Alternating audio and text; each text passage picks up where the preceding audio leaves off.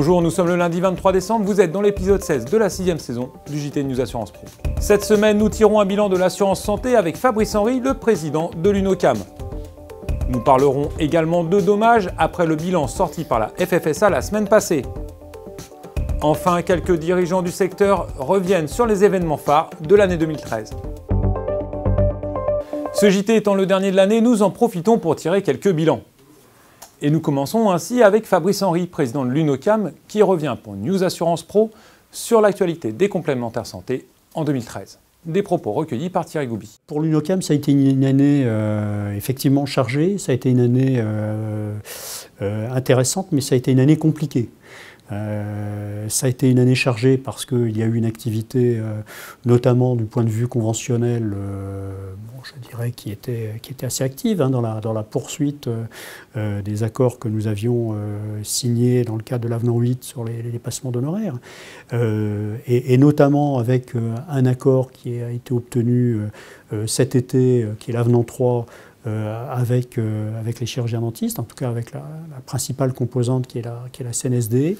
Après, nous avons aussi eu, je dirais, des échanges dans le cadre des négociations avec les pharmaciens, qui se sont très bien, je dirais, déroulés, en tout cas dans les premières discussions, et qui ont été totalement perturbés, en tout cas pour ce qui nous concerne, par le PLFSS 2014. Il est un peu dommage de terminer l'année de cette manière-là, mais que chacun assume ses responsabilités et ça ira nettement mieux, et surtout que chacun respecte les accords tels qu'ils ont été signés. Nous reviendrons à la rentrée sur les lois adoptées cette semaine ainsi que sur la décision du Conseil constitutionnel à propos des recommandations. Après la santé, parlons maintenant assurance de dommages avec Stéphane Péné, directeur des assurances de biens et responsabilité à la FFSA, qui brosse un rapide bilan de l'année 2013. En automobile et en deux roues, elle est bonne sur les fréquences, c'est-à-dire que nous avons une tendance à la baisse du nombre d'accidents. Malheureusement, comme je l'ai dit, les coûts moyens continuent d'augmenter et sur les accidents corporels, nous avons même une accélération des coûts moyens qui fait que malheureusement la charge globale des sinistres va être plus importante en 2013 qu'elle n'a été en 2012.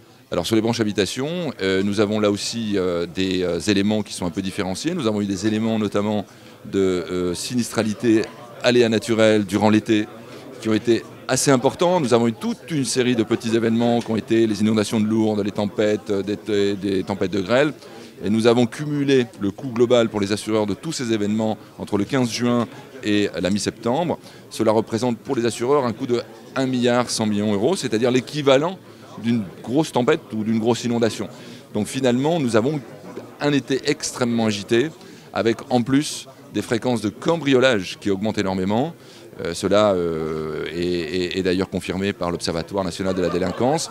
Et cela, évidemment, pèse aussi sur la charge des assureurs en multirisque habitation.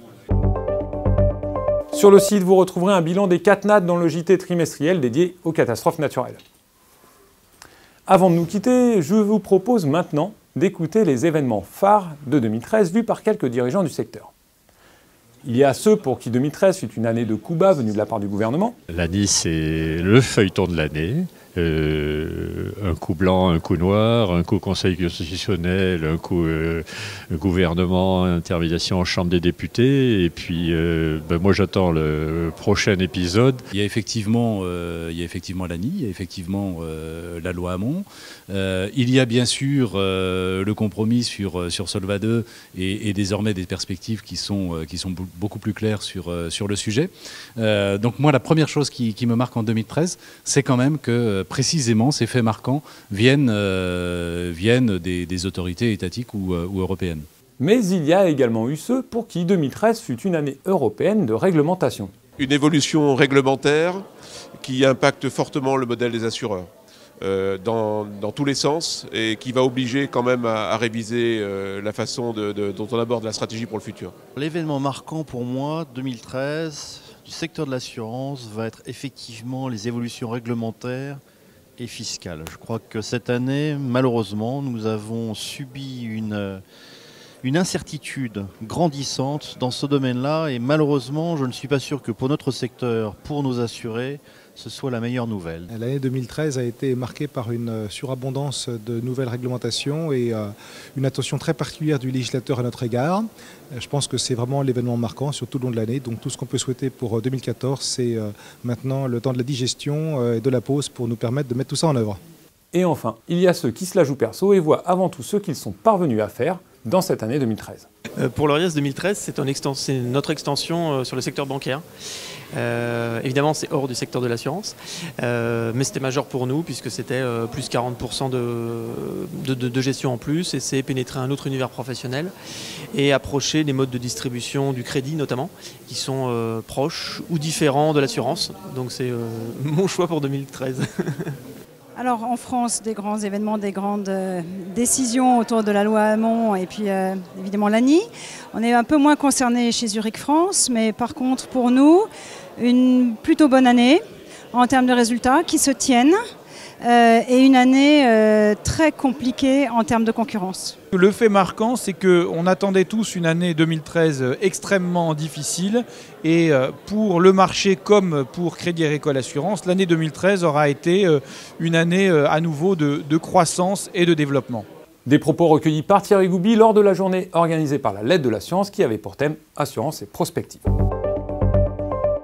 Ce JT est maintenant terminé, je vous souhaite de passer à toutes et tous de très bonnes fêtes de fin d'année. Rendez-vous le 6 janvier.